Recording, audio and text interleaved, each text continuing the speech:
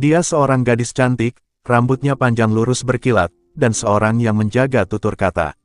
Dia dibesarkan di kampung, dijadikan cucu angkat oleh seorang nenek, dia sudah lama kehilangan ibu dan ayahnya, dia hanya mendengar cerita yang disampaikan dari mulut ke mulut, kononnya ibu dan ayahnya meninggal dunia selepas terlibat dalam satu kemalangan. Selepas ditinggalkan orang tua, dia telah dihantar ke kampung, dia sudah beradaptasi dengan kehidupan kampung, udara sangat segar dan terhindar dari hiruk-pikuk kesibukan kota raya. Dia tidak tahu, ada rahasia mengenai latar belakang keluarganya yang sengaja disembunyikan, semua orang sekeliling tahu tentang rahasia itu, kecuali dia Kasrani. Apakah sebenarnya rahasia itu? Ikuti video ini sampai tamat untuk kisah selengkapnya. Dia telah dijodohkan secara paksa dengan seorang lelaki kampung, Azri Mursyid. Mereka diibaratkan seperti tikus dan kucing, sering bertengkar ketika bersua muka. Awalnya, dia tidak bersetuju dikawinkan dengan Mursyid, namun, keadaan memaksa dan dalam keterpaksaan, dia menerima Mursyid menjadi suaminya yang sah. Macam biasalah, seperti drama lain, pasangan yang dikawinkan secara paksa enggan tidur sekatil, dan sudah semestinya tidak mau menjalani malam pengantin. Mursyid, suami dia, bekerja sebagai seorang guru di sebuah sekolah menengah. Di sekolah itulah Mursyid sering diganggu oleh seorang guru wanita yang menaruh perasaan cinta padanya. Mursyid tidak lupa statusnya sebagai suami orang, seiring berjalannya waktu hubungan dia dan Mursyid semakin baik, tidak lagi suka bertengkar.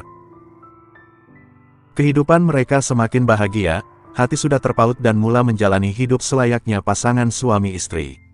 Malangnya, rasa nikmat bahagianya berumah tangga mula terganggu dengan kepulangan Rina ke kampung. Rina ialah sepupu kepada Mursyid dan adik kandung Zihan.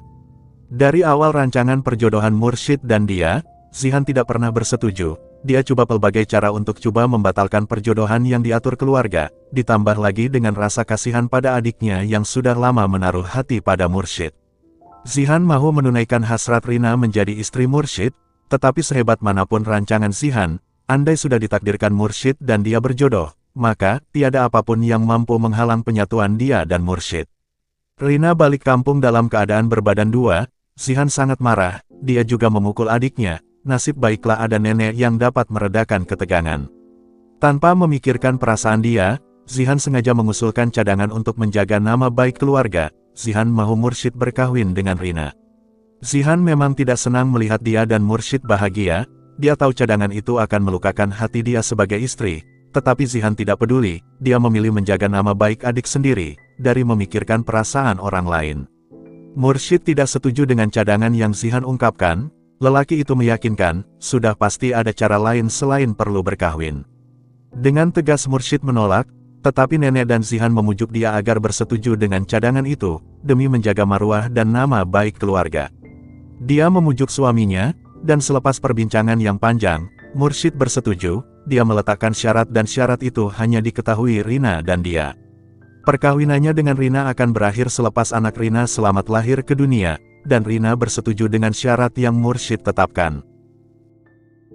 Dia hamil anak pertama selepas suaminya berkawin dengan Rina, namun, kandungan tidak menjadi, disebabkan masalah dalam rahim, dia terpaksa menggugurkan kandungan. Sebelum keguguran, Rina sempat berjumpa dengan dia. Rina merayu untuk tetap kekal menjadi istri Mursyid, kononnya tidak kisah bermadu dengan dia. Rina juga mengambil kesempatan menggoda Mursyid di saat dia masih bersedih disebabkan keguguran. Rina mempersoalkan tindakan Mursyid yang mengabaikan haknya sebagai istri sah, tetapi Ayit sama sekali tidak terpengaruh dengan hujah yang Rina ungkapkan, malah, Ayit juga mengingatkan mengenai janji yang telah dimeterai sebelum bernikah dengan wanita itu. Usaha Rina memujuk Ayit dan dia tidak membuahkan hasil. Rina selamat bersalin dan Rina enggan menyusukan anak kandungnya. Rina membiarkan anaknya menangis semalaman tanpa diberikan air susu. Dia dan Ayit pulang ke kampung, dia coba memujuk Rina susukan anaknya, tetapi Rina balas dengan sindiran. Rina mengata dia tidak mampu melahirkan anak. Rina juga memberikan anaknya pada dia, dan jika dia tidak mau mengambil anak itu, Rina akan hantar anak itu ke rumah kebajikan. Dia bersetuju menjadikan anak perempuan Rina sebagai anak angkat, dengan syarat mereka perlu membuat surat perjanjian, agar tiada masalah di kemudian hari. Dengan angkuh Rina menegaskan, dia tidak suka anaknya, dia juga tidak mau membesarkan anak haram, anak luar nikah.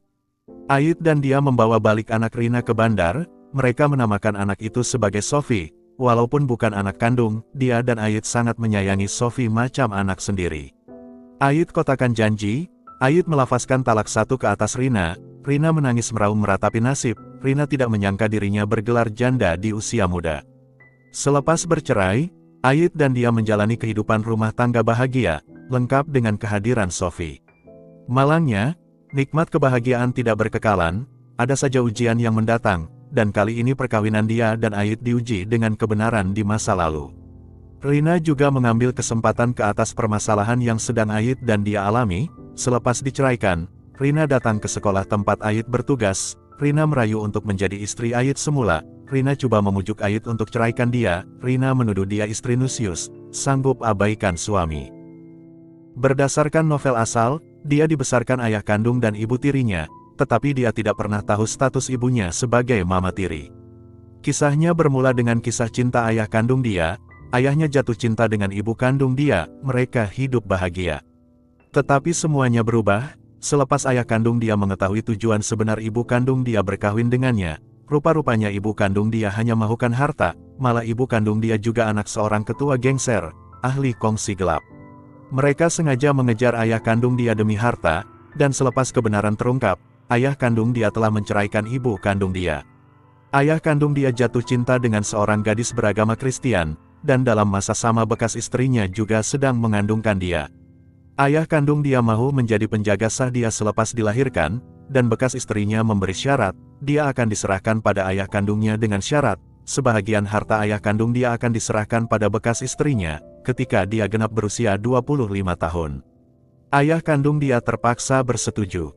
Ayah kandung dia dan teman wanitanya akhirnya berkahwin, dan sejak itulah dia menganggap ibu tirinya sebagai ibu kandung. Selama 25 tahun hidup di dunia, dia tidak pernah menduga, ibu yang selama ini menemani masa kecilnya bukanlah ibu kandungnya.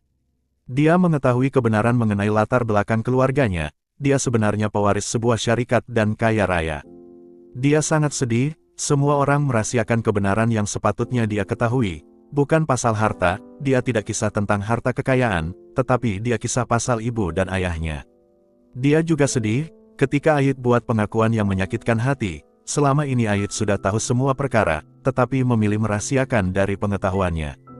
Dia membuat tuduhan yang mengejutkan, dia menuduh Ayit berkawin dengannya demi harta. Dia berkata, Ayit tidak pernah ikhlas berkawin dengannya, Ayit hanya mengejar harta yang bakal diwarisinya. Ayit tidak menaruh perasaan sayang dan cinta terhadap dia. Hubungan dia dan Ayit menjadi semakin renggang, semenjak terungkap kebenaran mengenai latar belakang ibu kandung dia. Pelbagai usaha Ayit lakukan untuk menjernihkan salah faham. Ayit tidak berhenti mengucapkan kata sayang, menegaskan dia tidak ada niat merahasiakan semua perkara, tetapi terpaksa dilakukan demi keselamatan dia. Amarah dia semakin sampai ke muncak, ketika ibu dan datuk kandungnya datang bertemu dengannya, di depan semua keluarga yang selama ini melindungi dia. Tujuan kedatangan ibu kandungnya ialah mahu dia balik ke pangkuannya. Ayah kandung dia telah berjanji untuk serahkan semula dia, ketika dia genap 25 tahun. Datuk angkat dia menjelaskan semua perkara, ibu kandung dia datang bukan karena sayang dan rindukan dia, mereka hanya mahukan harta yang akan diwariskan pada dia. Terungkap juga satu kebenaran mengenai kemalangan yang telah mengorbankan nyawa ayah kandung dan ibu tiri dia. Datuk angkat dia menjelaskan, datuk kandung dialah yang merancang kemalangan sehingga menyebabkan kematian. Ibu kandung dia memaksa dia pulang bersama. Dia diugut jadi anak derhaka jika tidak mahu menuruti kemahuan ibu kandungnya, surga dia di telapak kakinya. Bukan itu sahaja, ibu kandungnya juga menghina ibu tiri dia yang sudah lama meninggal dunia. Ibu kandungnya juga mengaku terlalu rindukan dia dan mahu menebus kesilapan lama, minta peluang menjalankan tanggung jawab seorang ibu kepada anaknya. Emosi dia bercelaru, masih tidak mempercayai kebenaran yang baru sahaja terungkap. Dia menegaskan surganya bukan lagi di telapak kaki ibunya, tetapi di telapak kaki suaminya. Dia sudah berkahwin dan wajib taat pada suami. Ibu kandung dan datuk kandung dia beredar dalam keadaan hampa, mereka tidak berjaya membawa dia pulang. Rahasia kematian ayah kandung dia yang disebabkan datuk kandung dia juga hampir terbongkar, sebab itulah mereka memilih untuk pergi sebelum rahasia terbongkar. Datuk angkat dia menjelaskan mengapa mereka merahasiakan latar belakang ibu kandung dia, semuanya dilakukan demi melindungi keselamatan dia. Keluarga ibu kandung dia terlalu bahaya, mereka semua tidak mahu menanggung risiko, jika dia tinggal bersama keluarga ibu kandungnya. Berbulan-bulan juga dia menjarakkan diri dari Ait, tetapi sekuat apapun dia coba menafikan perasaannya pada Ait, semakin dalam juga cintanya terhadap suaminya itu. Jodoh dia dan Ait terlalu kuat, mereka mampu mengatasi ujian yang menggugat perkawinan mereka, bahagia juga mereka di akhir cerita. Versi novel berakhir bahagia, tetapi nampaknya jalan cerita drama lebih banyak konflik. Antara babak menarik yang mungkin berlaku dalam drama ini ialah, Ait akan ceraikan Rina, Sophie jatuh sakit dan dia dan Ait bergilir menjaga anak angkat mereka di hospital. Zihan atau Kak Long memohon maaf pada dia atas kesilapan yang pernah dilakukan. Zihan dapat tahu ibu kandung dia pernah coba menyelamatkan ibu kandung Zihan di masa lalu. Ibu kandung dia pernah mendermakan buah pinggang pada ibu kandung Zihan. Selain itu, Rina berkemungkinan akan menuntut semula Sophie dari dia dan Ait. Disebabkan kecewa diceraikan tanpa rela, Rina mahu membuat dia dan Ait menderita dengan merampas semula anak kandungnya. Sekian perkongsian versi novel drama di Akasrani. Jangan lupa ikuti drama penuh di TV3, di slot Akasia, setiap Isnin hingga Jumat, pukul 7 malam. Bagi yang terlepas siaran TV, bolehlah menonton episode lengkap di aplikasi Iki. Kita jumpa di video seterusnya.